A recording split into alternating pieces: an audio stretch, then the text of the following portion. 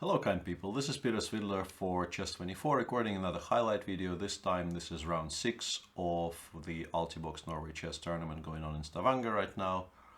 By this point I think, or at least I hope, most of you are well acquainted with the format of the tournament. It's your standard run-of-the-mill strongest tournament of the year, incredibly tough field, but if the classical game ends in a draw, the players replay the game with the same colors, but as an Armageddon format, with white getting 10 minutes against 7. And despite, not despite, but today was round 6, and out of the 6 rounds, we had one day with a lot of decisive games, but mostly the rounds were generally as you would expect in a tournament where 10 of the world's strongest players are playing. There's been a lot of fighting chess, nevertheless resulting in a decent amount of draws. And in round 6, patterns sort of continued, but still it was a very interesting round with a lot of fighting, exciting games which could have gone either way. And the game we will be looking at is the game between the world champion Magnus Carlsen, who was leading the tournament prior to the beginning of round 6, versus the world number 3, Liren from China. So let's, as usual, get into the proper place and start looking at chess. Magnus opens with one c4.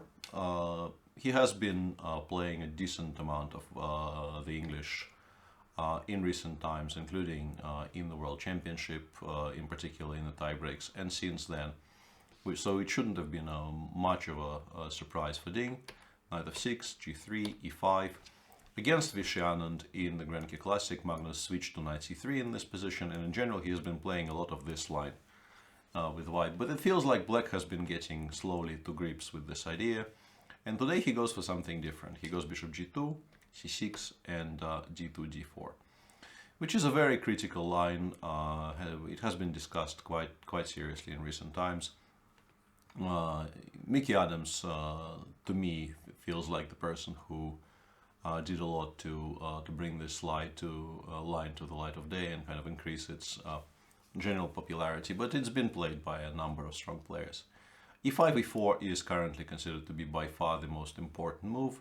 The other options include taking and playing d5, or giving a check on b4, and then let's say taking on d2 and playing d7, d6, which feels slightly passive, but also very solid, at least at first glance. But e4 is the central move in this position, and white can make a number of moves here, apart from obviously the move knight b1, c3, which looks like the most obvious option. But knight c3, among other things, allows bishop b4.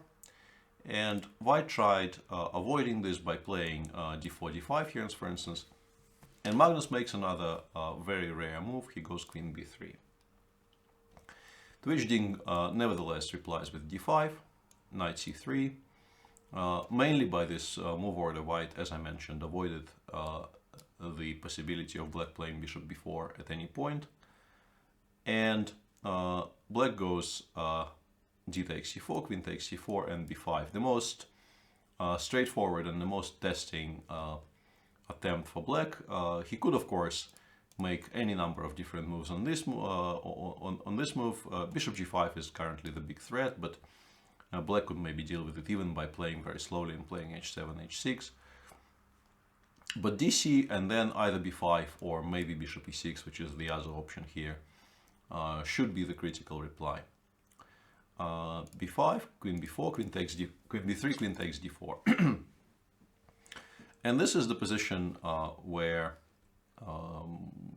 we can take sort of our first pause and have a look at what's going on. Black won the central pawn, but he did it by weakening his queen side. Yeah, that arrow does nothing. But the pawns on c6 and b5 could become targets, in particular if the pawn on e4 disappears and the bishop on g2 becomes the monster it often becomes in these types of positions. And black also has a slightly overexposed queen on e4, which white can try to attack and win some tempi chasing around the board. Bishop g5 is a very sensible move in this position, and this actually has been played in 2005 between two reasonably unknown players in Edmonton. And it's a playable move, but black has a number of ways to reply to it. And also bishop e3, the move that Magnus made, is clearly a very natural move, chasing the queen away, asking the immediate question, do you want to play queen e5 here? After which white can, for instance, go bishop f4, queen e7, and bishop g5, clearly winning quite a lot of tempi compared to the immediate, well, not tempi, but chasing the queen to a very unfortunate square on e7 is what I want to say. Or queen b4, which is what Ding chooses, and queen b4 is, I think, the more obvious and attractive move of the two. And here Magnus seemingly went astray.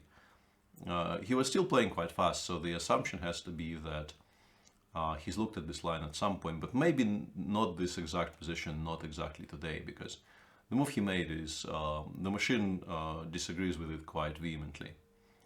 White should play queen c2 here, which I guess is the most obvious move.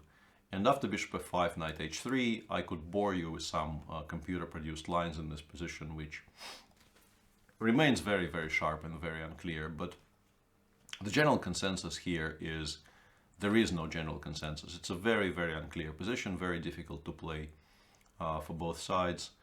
And yeah, I would hesitate to say who exactly is better here. The whole game is ahead of us here, and anything can happen. The move that Magnus made, on the other hand, bishop d2, is just objectively not very good at all. Ding took on b3, and that's perfectly fine, and black is not worse after this. But he had a very, very cute option, which would have given him an immediate advantage. He could have played a7, a5 here, overprotecting the queen on b4, and in particular, obviously making it very, very unattractive for white to recapture the pawn on e4 in this way, because, for instance, bishop e6 becomes a very, very dangerous option for white with a lot of pressure along the a file. But most importantly, if white goes knight takes e4, which seemingly was the threat he was creating, black can actually go knight takes e4, bishop takes b4, and bishop takes b4 check. And, well, obviously you cannot do this. You're also significantly worse, once again, in similar fashion if you do this. And if you play king d1 here, black takes on f2, you play king c2, and black, for instance, just castles here. And he gets so much play for the sacrificed queen, and actually it's difficult even to call this sacrifice, because after the eventual capture on h1, black will have a rook and a light piece for the queen, and the white king will always be very poorly protected. In particular, you can't really play knight f3 comfortably here, because after bishop f5 check you will have to once again disconnect your own rooks by playing king c1. And the machine just suggests black is significantly better here. So bishop d2 was not a particularly strong move, at least objectively. Ding did not play a5 though, and you can't really blame him very much, because it's a difficult decision to settle on, in particular against somebody who is playing very quickly. And he took on b3 and played bishop f5, which is very logical, keeping the pawn on e4 alive, and as long as the pawn on e4 is alive, the knight on g1 is just very, very passive. And here Magnus played g4, which one of our viewers in the chat during the live show called a delayed grob, which I think is a nice way of describing things. It's probably not the best move in the position. The machine argues that playing f2, f3 is kind of ugly, but actually objectively stronger. The point being that after ef, knight takes f3, there's a lot of jumps that are being threatened, and if you play knight bd7, fe, and bishop e6, which I thought was very strong during the live show, white has e5, knight e5, bishop f4, knight fd7, and knight f3. You can also take on b5 here, but knight f3, according to the machine, is even stronger. And eventually, black will have to return either this pawn or this pawn, and white is just completely fine. After g4, white does not actually have full equality, as far as I can understand. bishop takes, knight takes, takes. And here Ding made a move which makes definite sense, but I don't exactly know why he didn't make the most obvious move in the position, which is bishop e7. Just aiming to castle as early as possible and then start thinking about how he wants to position his pieces. And also planning to go bishop f6 after, let's say, e2, e3, you can play bishop f6. And after bishop c3, black can definitely consider this a maneuver of king d7, king c7. And then the knight will finally be free to start getting developed to normal squares. Instead, Ding played g7, g6. I assume maybe he didn't like bishop e7, bishop c3, but the computer remains very, very unafraid of this, just castles kingside and says, I don't understand why this should worry me in the slightest. So g6, black kind of hints he wants to play bishop g7, of course, quite heavily hints he wants to play bishop g7. But it does allow bishop c3, rook g8, and something like b3, b4, which is what Magnus played. And after a6, e3, bishop g7, knight e2, takes, and rook a7, we come to sort of the second phase of the game, where black is a pawn up, stating the bleeding obvious. But the knight on b8 is, of course, very passive, and the bishop on e4 is a very beautiful, proud animal. And, well, yeah, that's my Russian upbringing shining through there, because it's an elephant, obviously, in Russian. Bishops are not animals. I apologize for ever implying bishops are animals. And white, obviously, because of that, will have compensation. But black, long-term, should be able to somehow coordinate. And white has to be careful here to not find himself in serious trouble. Magnus took on g7, rook hc1, rook c7, h4. And here Ding underwent a very nice little maneuver, which I think was quite decent. I quite liked it during the live show. I thought it was very smart. King d8, h5, and king c8. Once again, black aims to put the king on b7, in particular all the way to b6, protecting both a6 and c6, and preparing to go knight d7. And in general, if you imagine this position with the knight on any kind of a normal square, let's say f6, it's immediately obvious that white is in a lot of trouble. So this is, it seems slow, but black's position is so solid that it's very difficult to prove that this is a waste of time. Magnus took on g6, and here Ding actually made a mistake, I think, because he took with the f-pawn, which is, you can maybe make an argument, is the more ambitious move compared to h takes g6. But it also creates additional targets for white to create counterplay against. I think ag6 was a safer choice, and then you will go king b7, the rook will go maybe g8, e8, and after you've completely solidified your, after you've completely stabilized your position here with black, you can start thinking about pushing for maybe a c5 break or an a5 break. Or maybe eventually white will just have to allow knight d7. After fg, Magnus played rook d1, creating a very strong idea of playing rook d6 and putting this rook on a good square. Ding played rook g7, which might not be the best move in the position as well. And here Magnus missed a very, very important possibility. He could have played bishop g2, very importantly, stopping both rook d7 and rook e6 because of bishop h3 pins.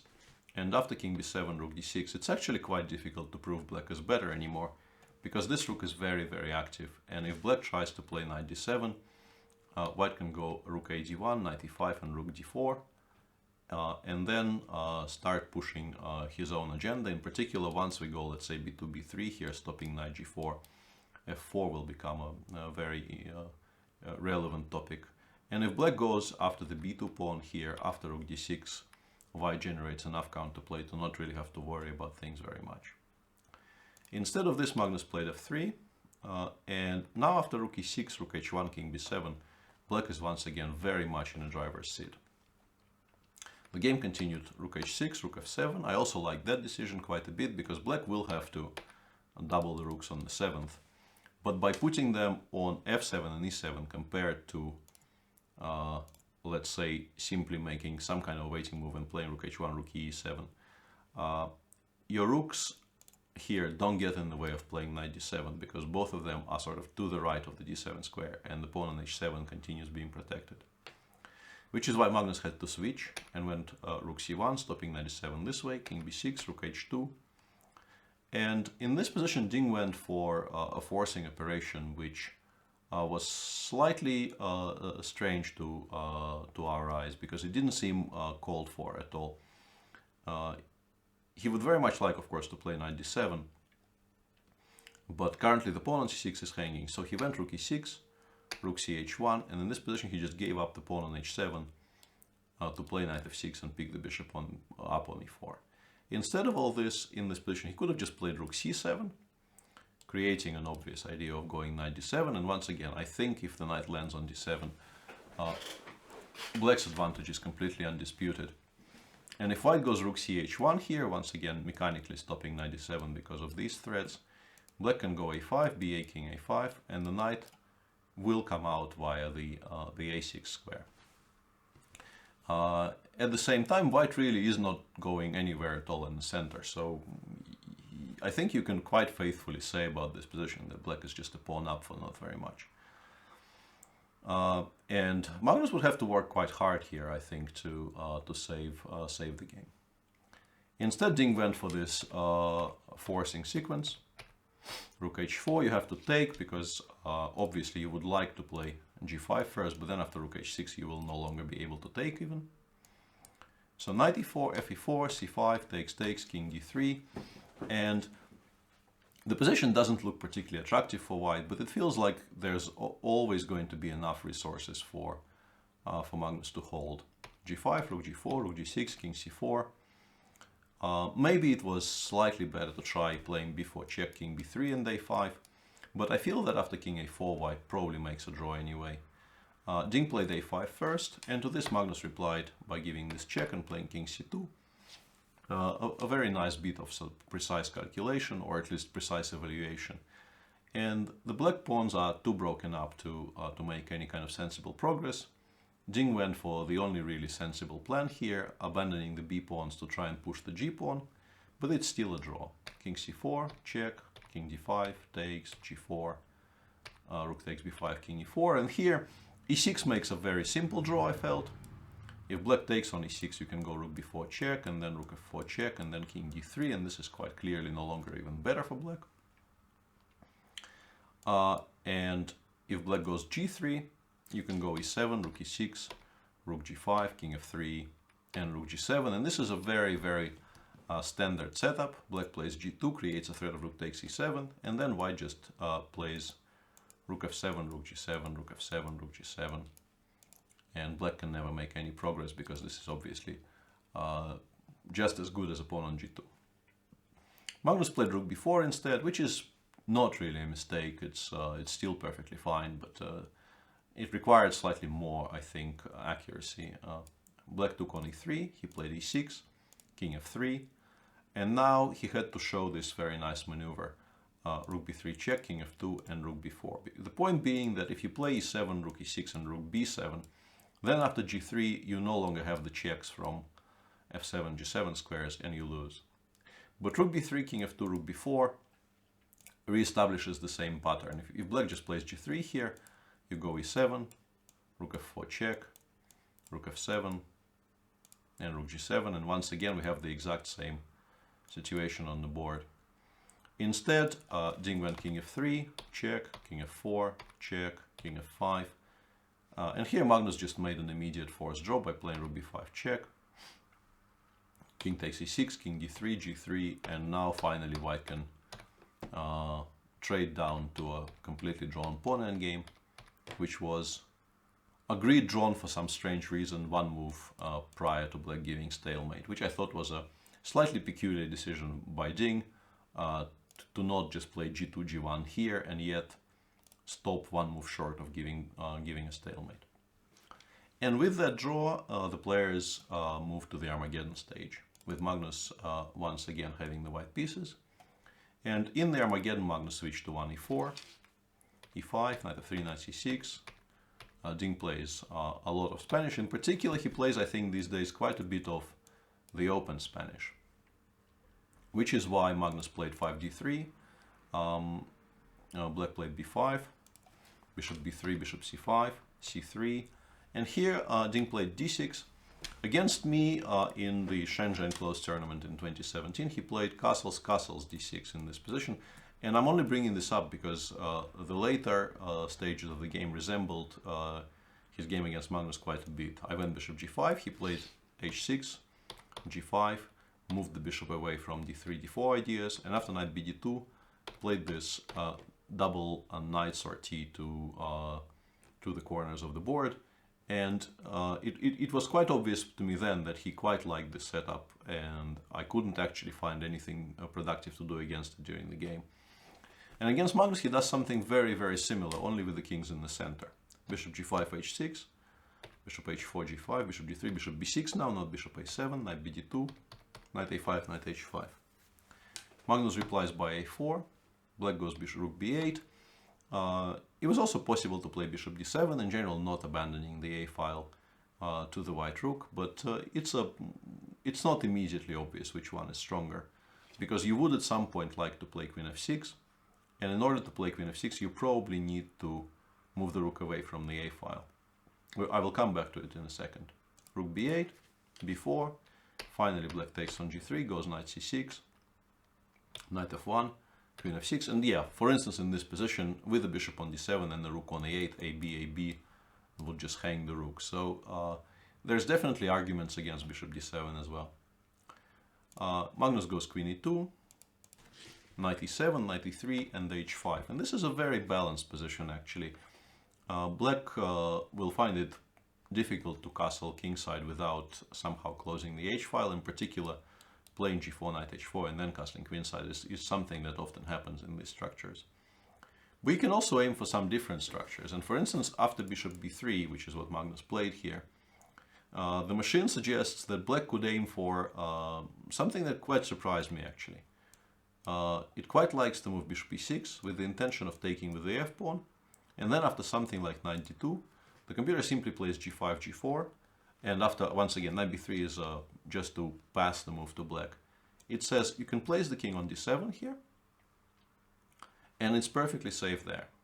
There's really nothing wrong with the king on d7 at all in the machine's view. And then it is sort of more even on, the onus is on white to show where his king is going, because rook bf8 with definite pressure along the f-file is sort of next on the menu for Black.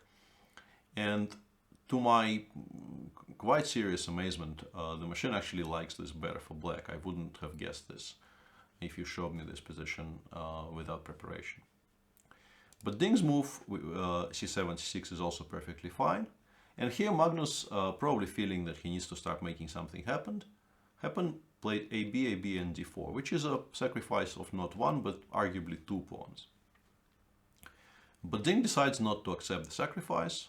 If he takes on d4, white takes twice and just goes castle, queen takes e4, and for instance rook fe1. And despite being two pawns down, Black has to be incredibly careful here. In this position, I think the machine suggests there's only one move that holds the balance. It's not a difficult move to make, but still the fact that it's the only one in the position should tell you just how generally dangerous these types of positions are. And you cannot really blame Ding, who only needed to make a draw in this position, for avoiding this and playing g4, d, d, knight h4, and simply queen g5, castles, castles. And the machine originally thinks this is perfectly fine for Black, but I think if you give it more time, it will start leaning towards white being a little bit better, because I think it's a lot easier to play with white, because white's general plans are sort of easier defined. You want to put the king on h2 at some point to safeguard the king against most things, and also to hint that Black constantly needs to watch out for some of the f2, f4 ideas opening up the f-file. And then you maybe want to double on the d-file, and eventually you probably will be pushing for some c3, c4 breaks if you can find a good situation to do that. And you will see how Magnus combines all these ideas. He goes rook a d1, Ding decides that this is a very good opportunity to start fighting for the A file. There's probably better choices available to him here, but you can sort of understand why he played this. There is now an open file on the board left uncontrolled, so he assumes control of it. King h2, rook a3, queen b2, rook a7. Sort of luring the queen away from a very good square on e2, and also hinting that he wants to play rook d7 and start fighting for the d file, or at least trading rooks along the d file. Here Magnus goes rook d6, and this is a kind of a typical idea. The rook can be driven away, but then it goes back to d3, and after bishop b6, white won a tempo to double his rooks on the d file, and black can no longer really trade a single pair of rooks along that file. You can play rook d7, but then white goes knight f5, black has to take, white takes, and here already the machine starts saying it's no longer sure there is complete equality for black, because white actually made quite a bit of progress and will start thinking about f4. c3, c4 will also become an idea at some point. So it doesn't like this very much. Ding played king g7, and now the other move I mentioned becomes quite strong. c3, c4, opening up the queen on b2, and also obviously black cannot right now play bishop d4 because it just loses a piece. Ding plays bishop c7, and here Magnus, I think he just thought he was winning on the spot, because he still had a decent amount of time here, and under normal circumstances I think he always plays c4, c5 here, in re-establishing control over the d6 square, and this exchange sacrifice, I think it's quite intuitively understood why this is not great for black. White just has complete control over the center, and some kind of a position like this, the computer suggests white is close to winning here, because the counterplay on the king side never really materializes, and white just kind of crushes through in the center using the very, very strong outpost. I mean, maybe not an outpost. I keep on hearing the word outpost in connection to the Dorfman's method, and I probably should watch those videos before I use the word outpost properly. But the pawn on d6 is very strong, is what I'm trying to say. Instead of this, Magnus played f4, seemingly catching the queen, and I think we kind of disagreed with Jan after the show on whether Magnus just completely blundered the knight on e3 is hanging, or whether he thought queen takes e5 was going to be mate on the king side, and then he realized black can play f6, queen e7, rook f7, and the bishop is, for this one split second, closed down by his own pawn on c4, and he has to play queen e8, bishop takes d6, and kind of resign. I'm leaning towards him missing this, and Jan says it's probable that he just forgot the knight on e3 will be hanging. But somewhat regrettably for Magnus, he had to actually completely backtrack and go rook d3 here. fg2, king takes g2, and here Ding made a move f7, f6, which is a kind of a solid but passive move, and the machine quite dislikes it quite significantly. It says it's very important not to allow c4, c5, because after c4, c5, as you will see in the game, black's light pieces are incredibly useless. And it's important to at least take on c4 and then play something like rook bishop b8, once again re-establishing the idea of starting the fight for the d file. And the black has a decent position according to the computer here. But to be honest, if you don't know the variation on your screen here, you wouldn't bet against white still being better because of how weak the square on f5 is, and despite the quote-unquote blunder with f4 and the loss of a pawn, white still has seemingly most of the board under control. But after f6, c5, all of these things are even objectively true. The bishop on c7 is completely dead. It will find it very, very, very hard to get reactivated. The bishop on c8 is not much better, and the knight on e7 does a decent job of controlling the f5 square, but does really nothing else whatsoever. Rook d8 is an understandable decision, takes, and here I was very amused by the computer's suggestion of what white should play. The computer says, yes, it seems like you might have some kind of an attack on the king side, but what you should actually do is to play king f2, and black really is in some kind of a strange zugzwang because there's really nothing productive you can offer. So it goes queen h6 as a kind of a passing move, I guess. And then you play rook a1. And you trade a pair of rooks and invade along the a file with your queen. And it gives white a very significant advantage in this position. Maybe not winning, but white definitely creates a lot of problems for black by playing like this.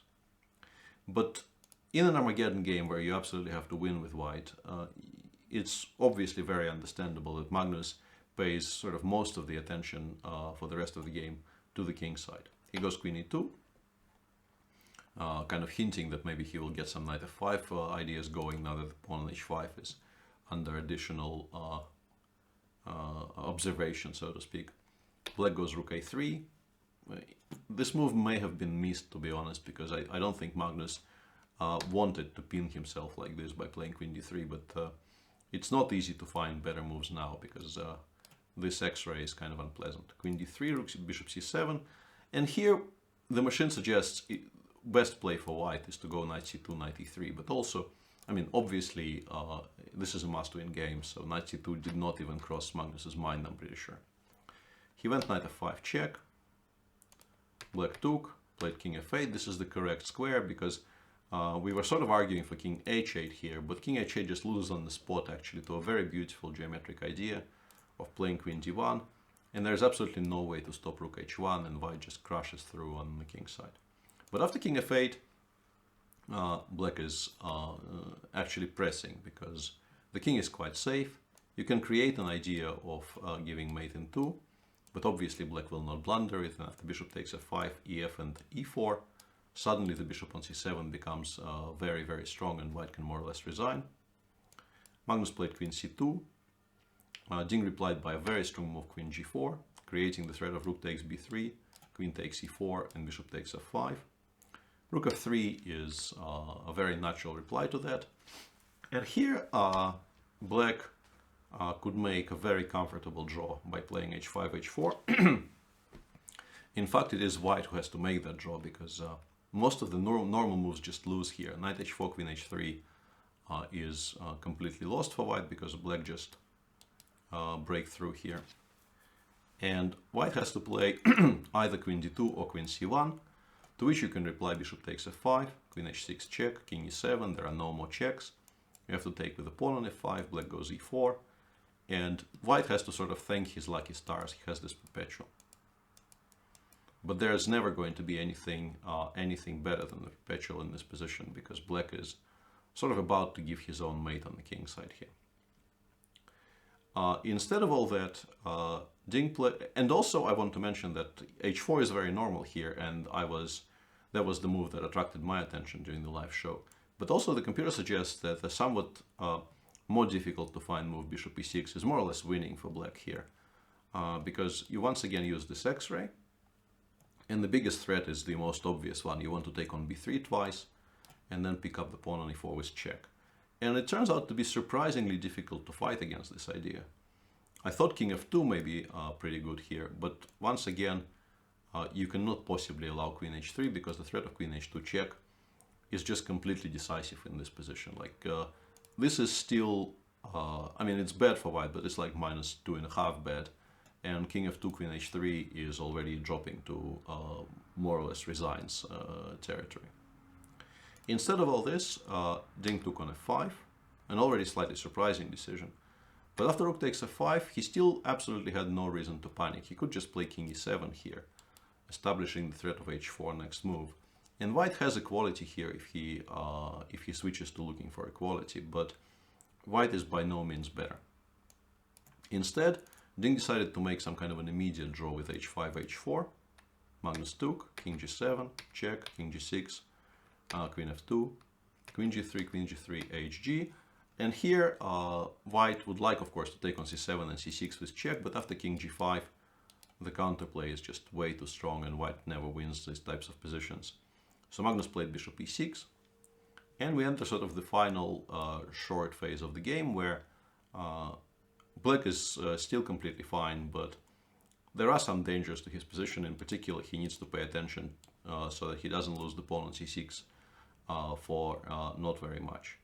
But of course, he will need to commit some mistakes to actually run into some serious trouble. Bishop d8, Magnus makes a move king h3, which is mainly, I think, to confuse black. It's not really, it's neither much better nor much worse than any other move in the position. Bishop g5 is fine here, but a simpler way to make sure nothing bad happens to you would be to play rook a4 here and start picking up some pawns of his own. But bishop g5 is fine. Rook c7, bishop f4, rook takes c6. And this is where Ding's game kind of fell apart. If he made a very natural looking move, rook a1 here, reminding Magnus that the pawn on g3 is still alive, and actually if you allow rook h1 check, it is very close to actually just promoting. White still has all kinds of perpetuals here, but there is absolutely no question of white being better, because there's really no way for Magnus to comfortably stop rook h1 check from happening. Instead, Ding played king g5, which I think is very, very understandable on a human level. There is a discovered check being threatened here, and you sidestep a discovered check. But bishop f7 is actually quite scary here, creating the threat of rook g6 check, and the king will get boxed in. But black actually still is completely fine if he makes the move bishop e3. Let's say rook g6 check, king f4 check, king f3, and despite losing the pawn on g3 with check, black picks up on e4 and feels perfectly safe. But Ding, who was very short on time at this point, made the more natural move here, which is bishop d2, also giving yourself an f4 square, and also seemingly multi-purpose move, attacking the pawn on b4. But here, sadly for him, he just loses the rook on a3. Check, king f4, check. And this is where he realized that regardless of where he goes, white just takes on g3 with check and then picks up a full rook on the other side of the board. And with that, he just had to resign. And once again, Magnus ends up victorious in an Armageddon, bringing his score to a classical victory in one of his 6 games and an Armageddon victory in the remaining 5. So let's have a look at the standings. The standings look something like this. As you can see, let me just, this is funny. They now seem to be doubled when they shouldn't be. Yeah, let's remove one of those things and make it bigger. Tech Peter is on the case. So this is the standings. As you can see, Magnus won a classical game against Grishuk and drew all the rest in classical, but won every single Armageddon. So he is a point and a half ahead of his closest pursuer, who is Yuan Gi. Yeah, I can't speak English anymore. My apologies. Yuan Gi today won an Armageddon game against Vishnanand, a game in which he at some point was significantly worse, maybe even completely lost, but found some very, very nice tactical counterplay and ended up victorious. And in other results of the round today, all 5 games were drawn. Levon Aronian won an absolutely stunningly dramatic Armageddon against Wesley Saw, which also saw a lot of changes of evaluation and a somewhat shocking finish when Wesley, although his position objectively was quite bad already, blundered a mate in 1. And in other news, Alexander Grishuk lost yet another Armageddon when he just had an absolute hallucination and put a piece on prise, sort of actively blundered a piece, playing it from a safe square to a square where it was just captured. And Maxim Vashkelagrov won a tiebreak quite convincingly against Shahryar Mamedярov, making a draw with black sort of from the position of strength. Never really felt like he was in any danger there.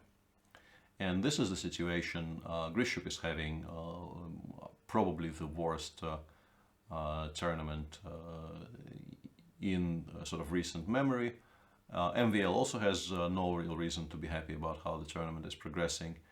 And at the top there you see a number of people with varying positive scores. Somewhat interestingly, if you only count the classical, nobody has more than +1. Magnus won one and drew the rest. The same applies to Livon Aronian, who won one and drew the rest. Wesley So also is on +1 with no losses, and Ding Liren is on +1 with no losses. But very, very strikingly, the difference between, let's say, Magnus and Ding Liren after their game today finished in a draw and Magnus won the Armageddon is 4 full points, because Ding Liren is not having a lot of fun playing Armageddons in this tournament so far. Tomorrow is the second rest day, so players will get a bit of a breather. We here never get any breathers. We will do banters in the evening, so tune in to watch that if you want. And on this, I will wrap up this video. I hope you enjoyed it. This has been Peter Svidler for